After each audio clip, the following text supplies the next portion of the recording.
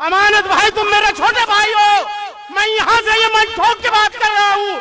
हमें तुमसे ये उम्मीद नहीं थी कि तुम इतने बुज़दिल हो जाओगे। तुम केजरीवाल जैसे संगी के सामने हथियार डाल के लेट जाओगे। हमने ये सोचा था, खुदा की कसम मैंने ये सोचा था कि अगर केजरीवाल किसी वक्त कभी ना बंद करेगा, अमानतुल्लाह तुम उसका हाथ पकड़ लोगे, तुम उसकी जबान पकड़ लोगे और जबरदस्ती भी नहीं मानेगा तो फिर छोड़ के एक झटके में उसे अलग हो जाओगे। वो मौका मेरे भाई, मेरे छोटे भाई, तुमने वो मौका गंवा दिया। आखिरी मौका तुम्हारे पास था और मैं फिर कहता हूं कि आज भी है। खुदा की कसम खा के कहता हूं, सिर्फ ओखला के नहीं, पूरे हिंदुस्तान के मुसलमान तुम्हें अपने सर का ताज बना लेंगे। तुम एक मिसाल कायम कर दो। लेकिन एक बार अमानत भाई, मैं तुम्हें दावत दे रहा हूँ, इस मंच से दावत दे रहा हूँ, आओ तुम ऐलान कर दो पब्लिक के बीच में खड़े होकर के कि मैं केजरीवाल की झाड़ू फेंक करके मैं शिफाउर रहमान के पीछे खड़ा हो रहा हूँ। शिफाउर रहमान के हक में इलेक्शन से दस्तबरदार होता हूँ। मैं इलेक्शन नहीं लड़ूंगा। मेरी कौम के लोग शिफाउर रहमान को वोट दो। तो मेरे दोस्तों, मैं गारंटी से कहता हूँ अमानत भाई, मुझे मालूम है कि केजरीवाल उसी दिन तुम्हें निकाल देगा पार्टी से, लेकिन खुदा की कसम, ये कौम जिसका नाम मुसलमान है पूरे मुल्क में तुम्हें अपने सरों का ताज बना लेगी, तुम्हें अपने कंधों पे उठाए फिरेगी, तुम्हें हीरो बना लिया जाएगा। कुर्बानी देखे तो देखो। तुम दावा करते हो मैंने कुर्बानी दी। क्या कुर्बानी दी? अरे ये कुर्बानी दो और फिर कौन से शिकवा करना कि मैंने कुर्बानी दी थी। ध्यान से सुनना। पहला सवाल यह है कि आज इस इलेक्शन में शिफाउर रहमान क्यों जरूरी है? जानते हैं इस सवाल का जवाब? इस सवाल का जवाब यह है कि मोदी गवर्नमेंट आने के बाद जब सीए एनआरसी का कानून लाया जा रहा था, असदुद्दीन ओवैसी ने पार्लियामेंट में वो बिल फाड़ के फेंक दिया था। सारे हिंदुस्तान के मुस्लिम लीडरों की जबान पर ताले लगे हुए थे। कोई मिल्ली जमात हो, कोई मजहबी जमात हो, कोई सियासी लीडर हो, कोई एमएलए हो, कोई एमपी हो, एक्स मिनिस्टर हो, किसी की हिम्मत नहीं थी एक जुमला उसके खिलाफ बोल सके। दिमागों पर कर्फ्यू लग गए थे लोगों के उस वक्त। उस वक्त क्या हुआ? जामिया के कुछ सरफिरे बच्चों ने ये बेड़ा उठाया कि हम इस कौम की आने वाली नस्लों के मुस्तकबिल के लिए अपने आप को झोंक देंगे, अपने आप को दांव पर लगाएंगे।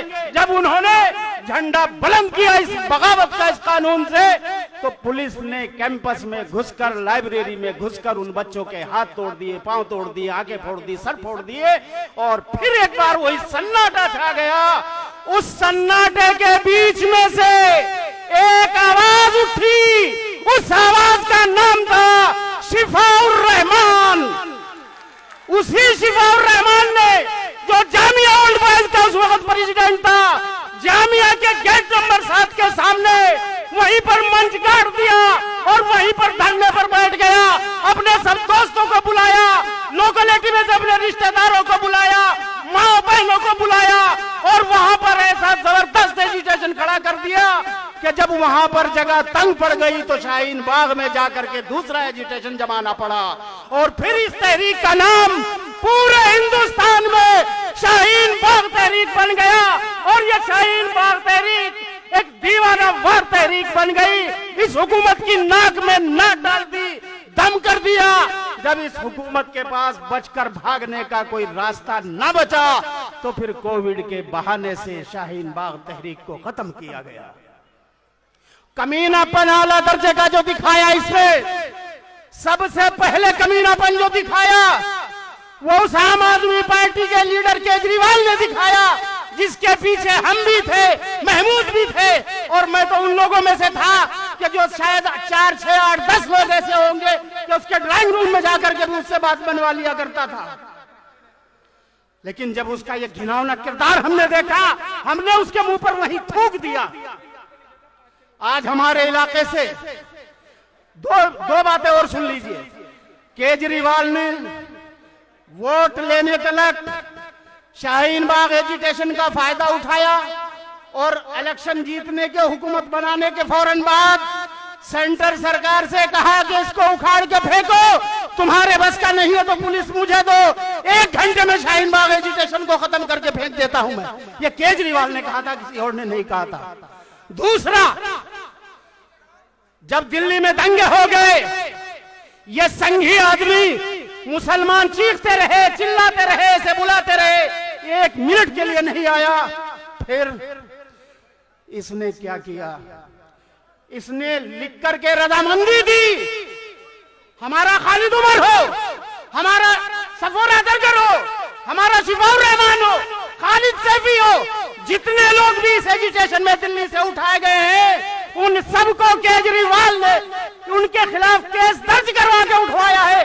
तब इन बच्चों पर केस चले, इन नौजवानों पर केस चले, ये जेलों में पड़े हुए हैं। ये केजरीवाल का पहला जुर्म है।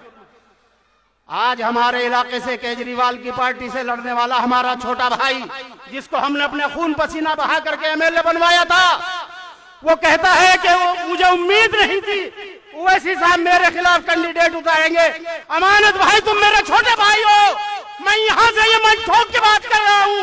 हमें तुमसे ये उम्मीद नहीं थी कि तुम इतने बुज़दिल हो जाओगे, तुम केजरीवाल जैसे संघी के सामने हथियार डाल के लेट जाओगे। हमने ये सोचा था, खुदा की कसम मैंने ये सोचा था कि अगर केजरीवाल किसी वक्त कभी ना बंद करेगा, अमानतुल्लाह तुम उसका हाथ पकड़ लोगे, तुम उसकी जबान पकड़ लोगे और जबरदस्ती भी नहीं मानेगा तो फिर छोड़ के एक झटके में उसे अलग हो जाओगे। तुम्हारे अंदर मैंने, चूंकि तुम्हारा खानदानी रिश्ता मैं जानता हूं, तुम्हारे वालिद का मुझ पर एहसान है। मैं जो दोबारा रोजे नमाज की तरफ आया, हाफिज कुरान दोबारा से बना, ये तुम्हारे बाप का एहसान है मुझ पर। उन्होंने मुझे कोशिश करके करवाया। लेकिन अमानत भाई, तुमने हमारे उन जज्बात की कदर नहीं की। तुम कहते हो कि मुझे शिकायत है ओवैसी से, और ओवैसी को कहते हैं वोट काटने वाला है, और ओवैसी ने क्या आवाज उठाई, तुम अपनी कुर्बानी गिनाते हो।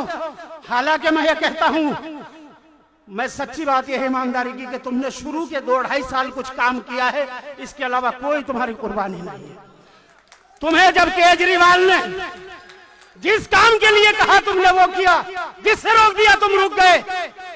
दिल्ली में दंगे हुए, एक रात तुमने मर्दे मुजाहिद का किरदार अदा किया था एलजी हाउस पे, 2 दिन के बाद तुम्हें केजरीवाल ने रोक दिया और फिर तुम्हारी ही साथ एक टीम को भेजा कि जाओ जमुना पार की उन मस्जिदों में, उन मदरसों में जिनमें आग लगाई गई, जिनमें सिलेंडर फाड़े गए, जाओ वहां से वो जले हुए के वो आग के निशान मिटवाओ, जल्दी से वहां रंग रोगन कराओ, पुताई कराओ, वो सबूत सारे मिटा दो।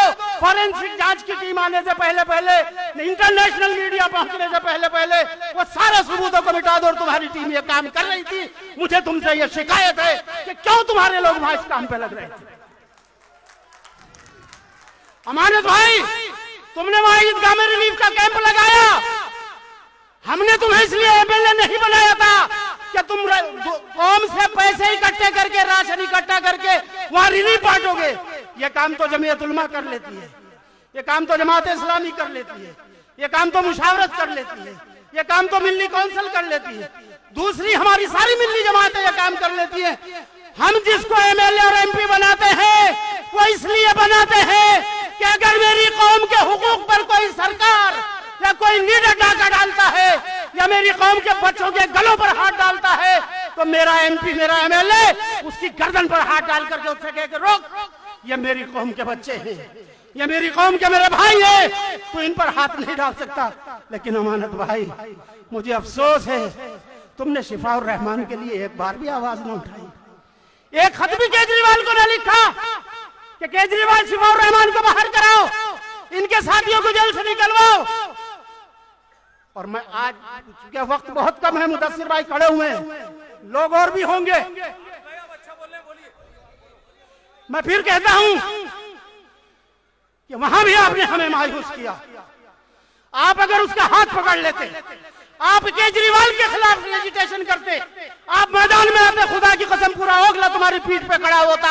और लीडर की ताकत उसकी कौम हुआ करती है, उसके पीछे खड़ी हुई भीड़ हुआ करती है जमहूरियत में। और तुमने वो मौका गंवा दिया, तुमने वो मौका, मेरे भाई, मेरे छोटे भाई, तुमने वो मौका गंवा दिया। आखिरी मौका तुम्हारे पास था और मैं फिर कहता हूं कि आज भी है। खुदा की कसम खा के कहता हूं, सिर्फ ओखला के नहीं, पूरे हिंदुस्तान के मुसलमान तुम्हें अपने सर का ताज बना लेंगे। तुम एक मिसाल कायम कर दो। लेकिन एक बार मैं एक मिसाल तुम्हें सुनाता हूं। किशनगंज में पार्लियामेंट का चुनाव हो रहा था।